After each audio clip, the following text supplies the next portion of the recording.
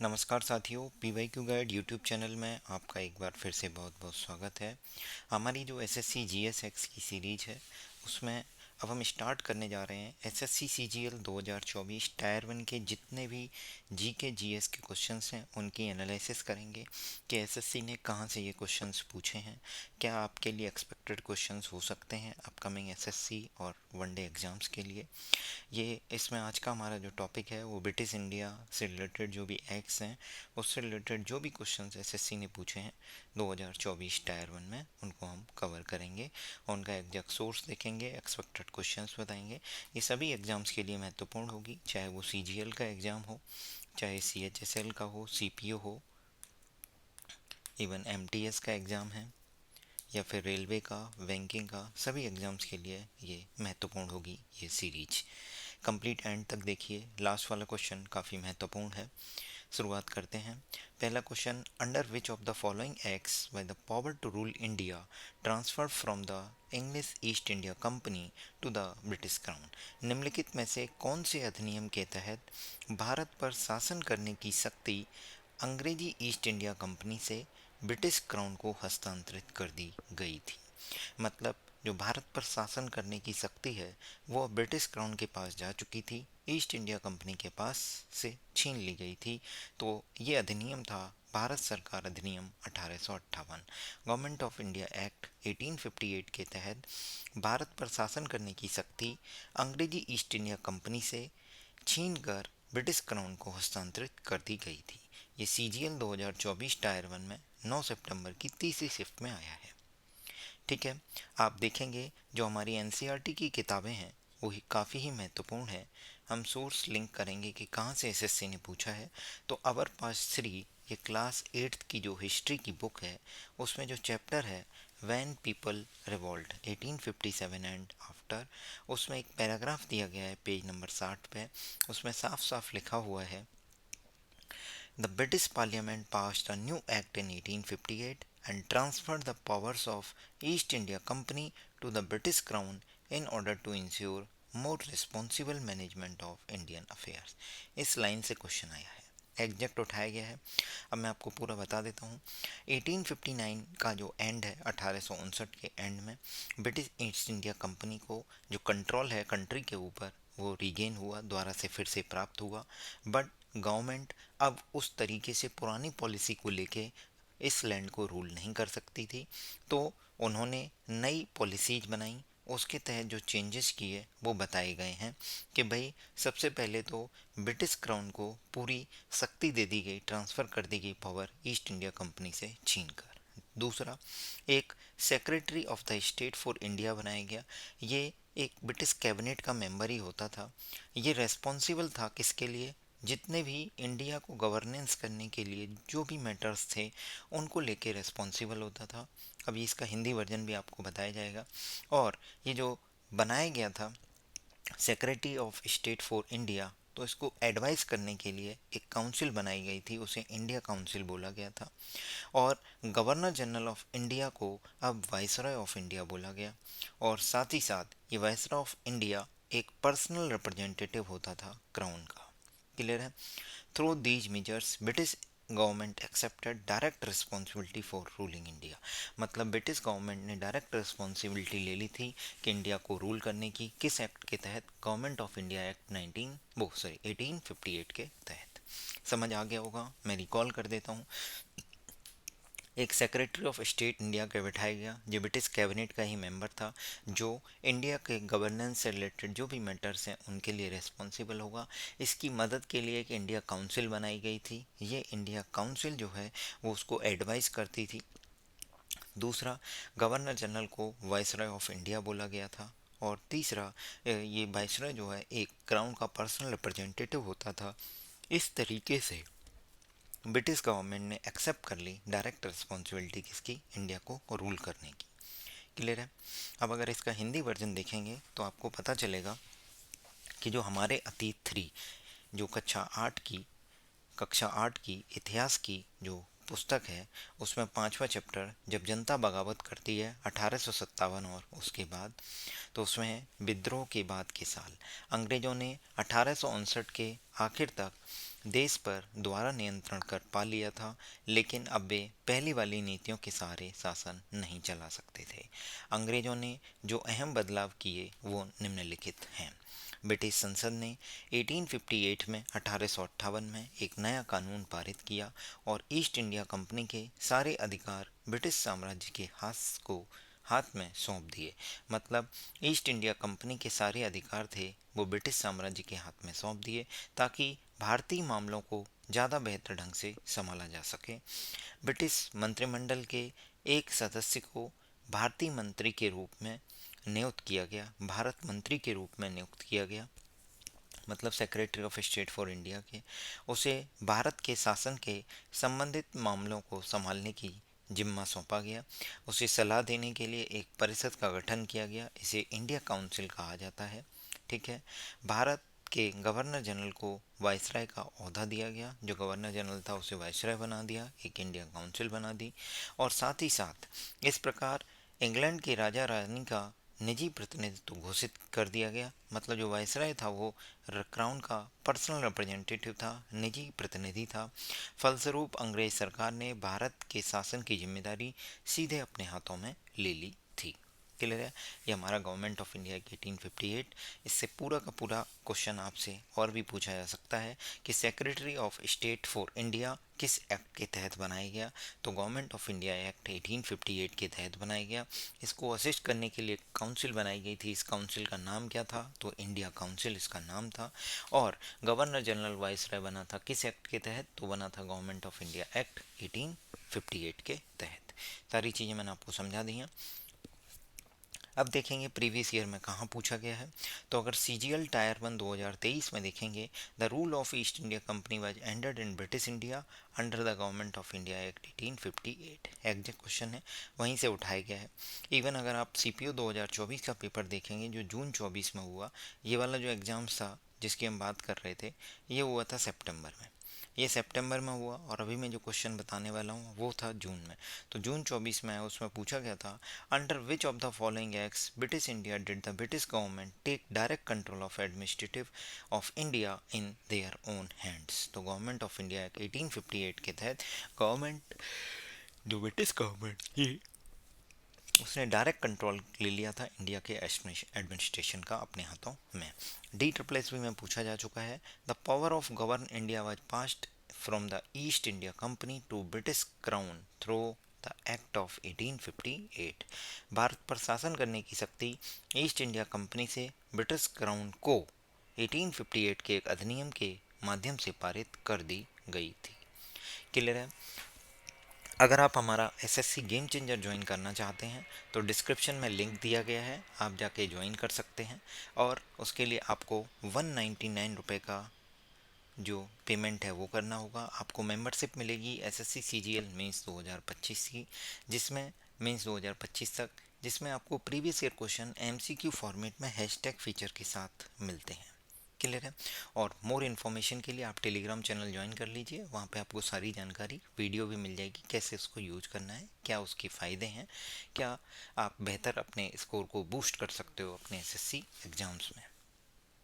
अगला क्वेश्चन हमारा है 10 सितंबर का शिफ्ट 1 का, जो ब्रिटिश इंडिया के टाइम पे जो एक्ट थे उससे रिलेटेड दूसरा क्वेश्चन। मैंने सभी SSC CGL 2024 में 36 शिफ्टें हुई हैं, उन सभी क्वेश्चंस को मैंने टॉपिक वाइज बाइफरकेट कर दिया है। हमारी ये वीडियो इसी सिलसिले वाइज आपको मिलती रहेगी। अभी हमने मॉडर्न इंडिया स्टार्ट किया है, ऐसे ही हम पॉलिटी के क्वेश्चंस को करेंगे, ऐसे ही ज्योग्राफी के, इकोनॉमिक्स के, स्टैटिक जीके के सभी क्वेश्चंस को करेंगे। Parliament pass the marine aids to navigation bill 2021 to repeal and replace which of the following act. निम्नलिखित में से किस अधिनियम को निरस्त करने और प्रतिस्थापित करने के लिए संसद के नौवहन सामुद्रिक सहायता विधेयक 2021 पारित किया गया था? तो ध्यान रखिएगा, प्रकाश स्तंभ अधिनियम 1927 को रिपील और रिप्लेस कर दिया गया था, नया बिल लाया गया था सरकार के द्वारा। अगर हम देखेंगे ये जो पीआईबी है, प्रेस इंफॉर्मेशन ब्यूरो, उसमें अगर आप रेगुलरली फॉलो कर रहे हैं हमारे टेलीग्राम चैनल को, तो पीआईबी में जो भी चीज़ें इंपॉर्टेंट होती हैं वो अपने चैनल पे मैं आपको अपडेट देता हूँ। तो बेहतर है आप टेलीग्राम चैनल को ज्वाइन कर लीजिए, जिससे कि आपको करंट अफेयर वोकैब का जो फ्री क्विज है वो भी आपको अवेलेबल होता रहेगा। आप उसमें रेगुलरली देखिए, डेली वोकैब का क्विज मिलता है डिफरेंट हैशटैग्स के साथ। और डेली पीआईबी में या करंट में जो भी इंफॉर्मेशन होती है जो आपके एग्जाम के लिए महत्वपूर्ण है या पूछे जा सकते हैं, क्योंकि मैंने सभी शिफ्ट की एनालिसिस की है, सभी शिफ्ट को बाइफरकेट किया है topic wise, even current affair के क्वेश्चंस को भी बाइफरकेट किया है। तो उससे मुझे आइडिया लगा कि क्या आपके लिए बेहतर इंपॉर्टेंट है, क्या आपके एग्जाम में टीसीएस पूछ सकता है एसएससी के एग्जाम्स में। क्लियर है? तो देखिए, ये जो पीआईबी है, अगर इस पीआईबी को आप देख रहे हैं तो ये 2021 की पीआईबी है। 2021 की आपसे पूछा गया है 2024 में क्वेश्चन, सितंबर 24 में। तो एसएससी के लिए पिछले 2 या 3 साल से रिलेटेड जो भी क्वेश्चन है वो करंट अफेयर के बेस्ड पर है। इसमें लिखा है, parliament today pass the marine aids to navigation bill 2021 with aims to replace over 90 year old light house act 1927, incorporate the global best practices, technological development, and India's international obligations in the field of marine aids to navigation, and to fulfill the vision of Prime Minister Sri Narendra Modi to make the legislative framework user friendly and to promote the ease of doing business। अभी जो global में जो best practices हैं international level पर, जो international obligations हैं India के, इन सब चीज़ों को फुलफ़िल करने के लिए, ईज ऑफ डूइंग बिजनेस को बनाने के लिए, प्रमोट करने के लिए, जो भी लेजिस्लेटिव फ्रेमवर्क है उसको यूजर फ्रेंडली बनाना है। तो इन सब के लिए हमें जो लाइट हाउस एक्ट 1927 है उसको रिपील और रिप्लेस करके हम नया बिल लेकर आए पार्लियामेंट में। इसका नाम था marine aids to navigation bill 2021। Clear है? जब ये बिल था तो इसका बैकग्राउंड था कि उस टाइम पर केवल 32 लाइट हाउस थे ब्रिटिश इंडिया में, जो कि 6 रीजन्स में स्प्रेड थे, आडन, कराची, बॉम्बे, मद्रास, कलकत्ता और रंगून। बट पोस्ट इंडिपेंडेंस 17 ही भारत के हिस्से में आए थे और वर्तमान में 195 लाइट हाउस हैं। ठीक है? तो आपको बहुत तरीके से बहुत सारी इन्फॉर्मेशन ध्यान रखनी है कि अभी जो प्रेजेंट में लाइट हाउस हैं, प्रकाश स्तंभ हैं, वो अभी 195 हैं और केवल 17 ही हिस्से में आए थे सरकार के पोस्ट इंडिपेंडेंस जब बंटवारा हो गया था। बाकी के सारे जो है 32 में से केवल 17 ही मिले थे हमें।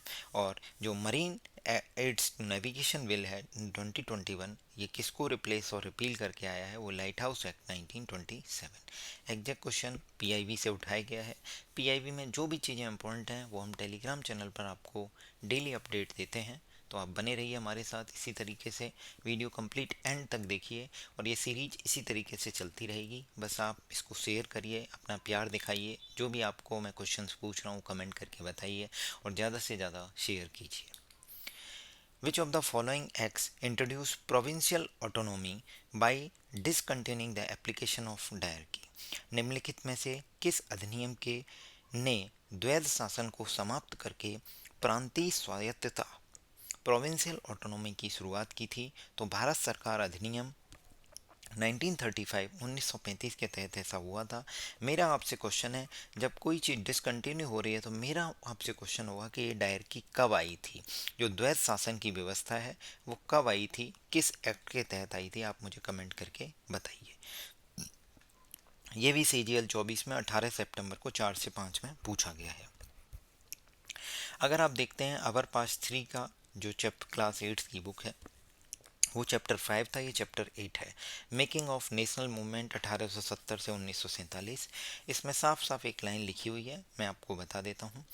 The combined struggle of Indian people bore fruit when the Government of India act of 1935 prescribed provincial autonomy. यहाँ तक क्लियर है?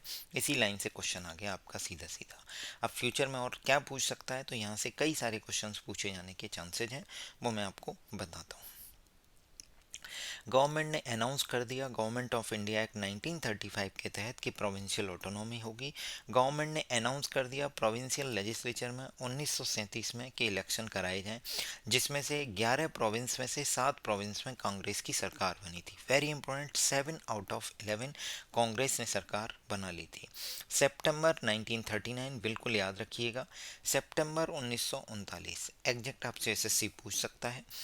जब सरकार बन गई 7 प्रोविंसों में आउट ऑफ 11 सरकार, कांग्रेस की सरकार, उसके 2 साल बाद सेकेंड वर्ल्ड वॉर ब्रोकआउट होता है, सेकेंड वर्ल्ड वॉर स्टार्ट होता है।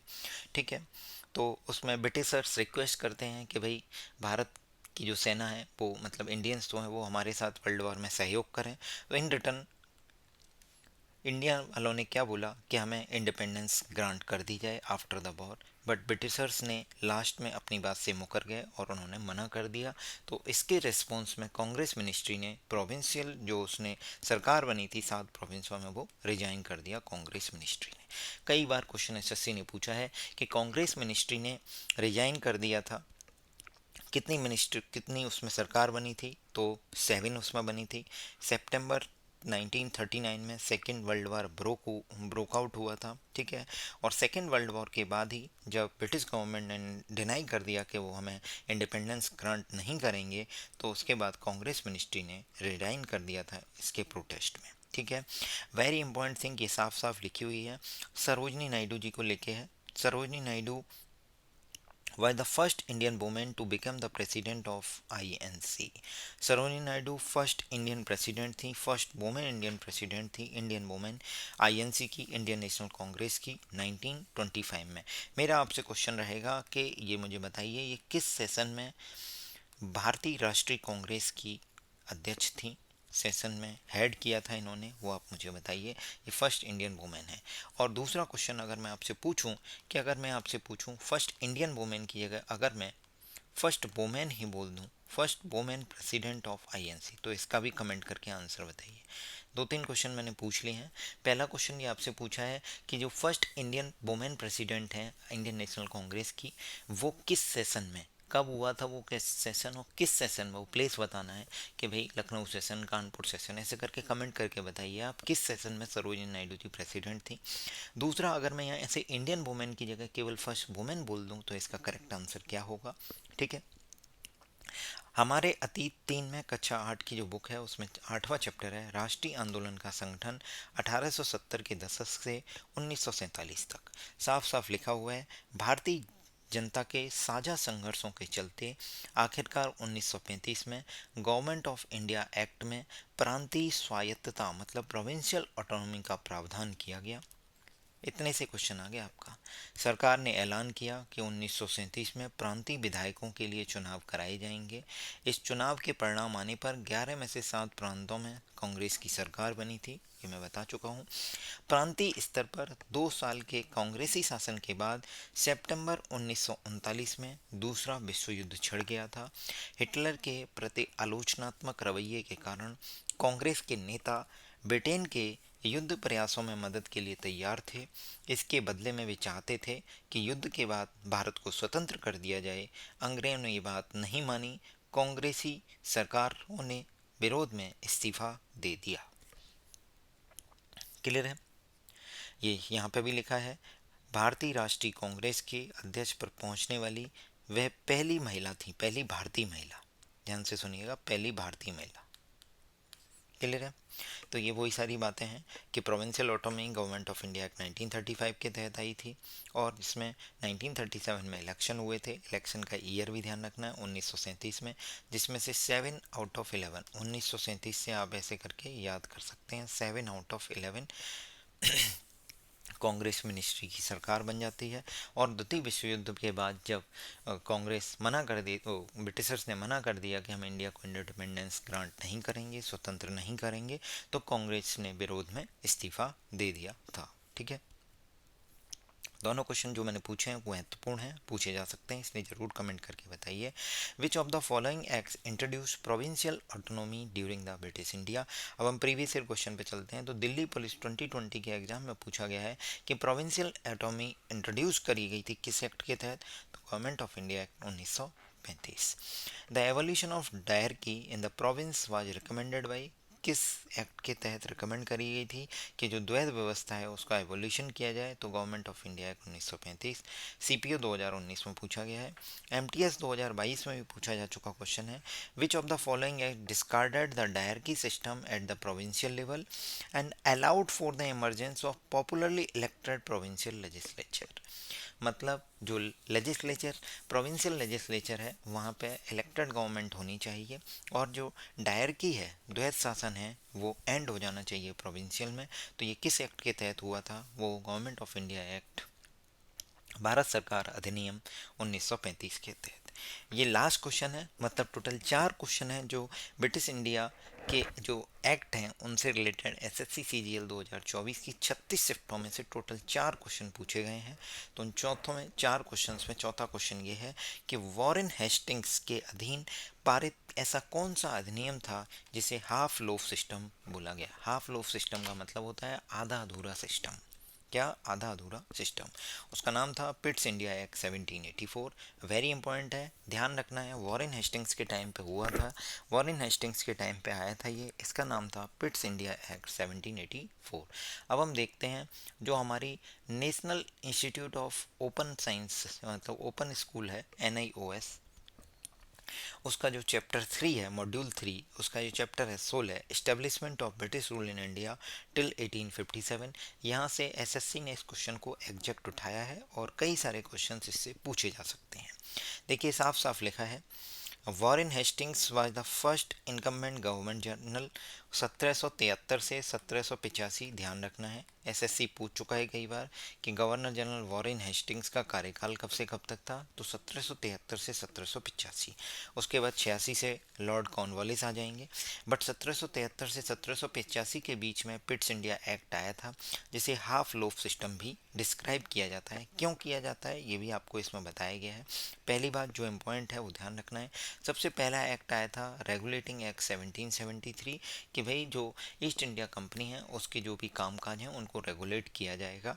उसके बाद सेकंड एक्ट आया था बिट्स इंडिया एक्ट 1784। इसमें जो वॉरेन हेस्टिंग्स हैं इनको गवर्नर से एलिवेट करके इनकी पोजीशन को गवर्नर जनरल बना दिया गया था, और गवर्नर जनरल के टाइम पे इन्होंने पिट्स इंडिया एक्ट 1784 लाए, जिसे हाफ लोफ सिस्टम भी बोला गया है। उसके बाद जो नेक्स्ट गवर्नर जनरल आए 1786 से 1793 के बीच में, वो लॉर्ड कॉर्नवालिस थे, 86 से 1793। क्लियर है?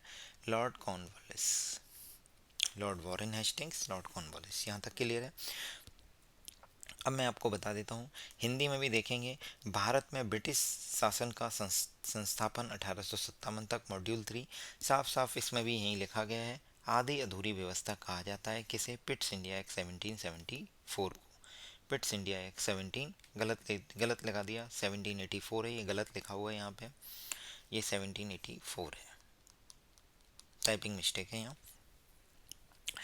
बता देता हूँ, सन 1757 में कंपनी के एक बड़ी राजनीतिक शक्ति के रूप में स्थापित होने के पश्चात संवैधानिक परिवर्तनों की आवश्यकता महसूस हुई। 1757 मतलब जब ईस्ट इंडिया कंपनी एक बड़ी राजनीतिक शक्ति के रूप में स्थापित हो रही थी, तो कई सारे परिवर्तनों की, कॉन्स्टिट्यूशनल जो परिवर्तन थे उनकी ज़रूरत पड़ी।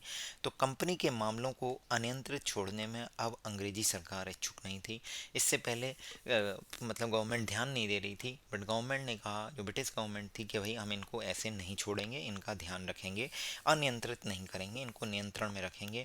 और जो बाकी के व्यापारी या उत्पादक थे उनकी तरफ से भी जो कंपनी की मोनोपोली है उसको समाप्त करने का दबाव था, कि भाई ईस्ट इंडिया कंपनी ही केवल और केवल व्यापार कर रही है भारत में जाके, इसकी मोनोपोली को ख़त्म करिए।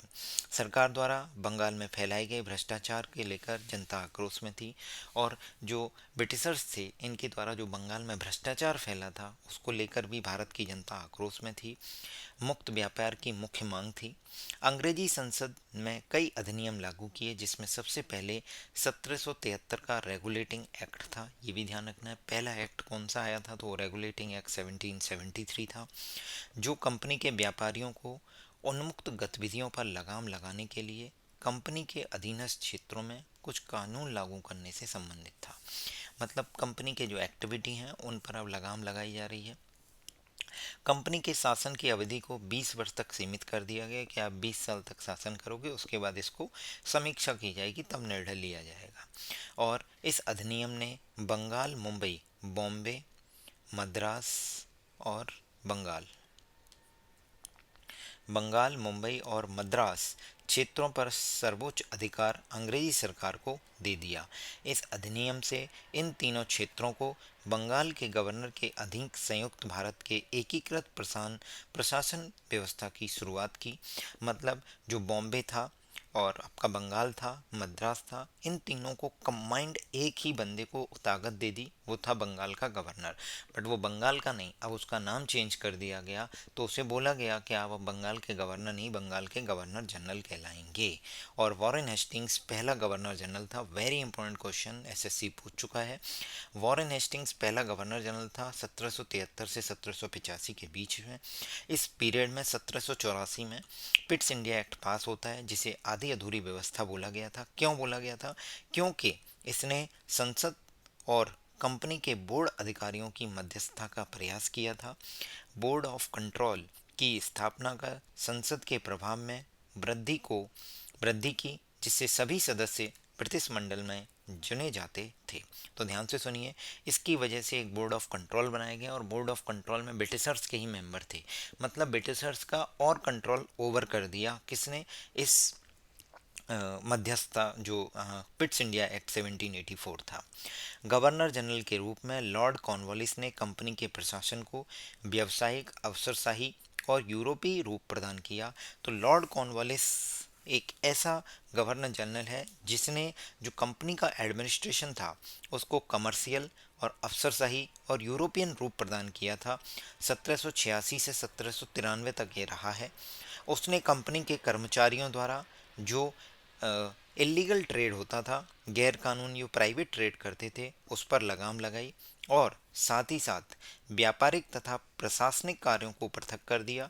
कमर्शियल और एडमिनिस्ट्रेटिव वर्क थे कंपनी के, उनको सेपरेट किया और कर्मचारियों के वेतन में सुधार किया कि भाई उनका वेतन बढ़ जाएगा तो वो करप्शन नहीं करेंगे, सेपरेट प्राइवेट ट्रेड नहीं करेंगे। उसने जो कंपनी के द्वारा प्राइवेट ट्रेड था उसको गैर कानूनी घोषित कर दिया था। कई सारे क्वेश्चंस बन रहे हैं, मैं आपसे पूछ लेता हूं जिससे कि आपको चीज़ें याद हो जाएंगी कि भाई ऐसा कौन सा गवर्नर जनरल है जिसने कंपनी के एम्प्लॉय जो प्राइवेट ट्रेड करते थे उसे आउटलॉ कर दिया था, मतलब गैर कानूनी कर दिया था। तो वो लॉर्ड कॉर्नवालिस ने किया था। पहला, लॉर्ड कॉर्नवालिस का टाइम पीरियड 1786 से 1793 है। पिट्स इंडिया एक्ट 1784 किसके टाइम पे आया था? तो वॉरेन हेस्टिंग्स के टाइम पे आया था। ये 1773 से 1785 के बीच में था। इसे हाफ लोफ सिस्टम बोला गया है। किसे? पिट्स इंडिया एक्ट 1784 को। सबसे पहला एक्ट कौन सा आया था? रेगुलेटिंग एक्ट 1773 आया था। किस एक्ट के तहत गवर्नर ऑफ बंगाल को गवर्नर जनरल ऑफ बंगाल बोला गया? तो वो बोला गया पिट्स रेगुलेटिंग एक्ट 1773 के तहत। पहला ऐसा कौन था जो गवर्नर से गवर्नर जनरल ऑफ बंगाल बना था? तो वो बना था हमारा वॉरेन हेस्टिंग्स। ठीक है। और जो हमने तीन प्रेसिडेंसीज बताई थी, बंगाल, बॉम्बे और मद्रास, इन तीनों के ऊपर एक सेंट्रल कंट्रोल आ गया। किसका? बंगाल के गवर्नर जनरल का।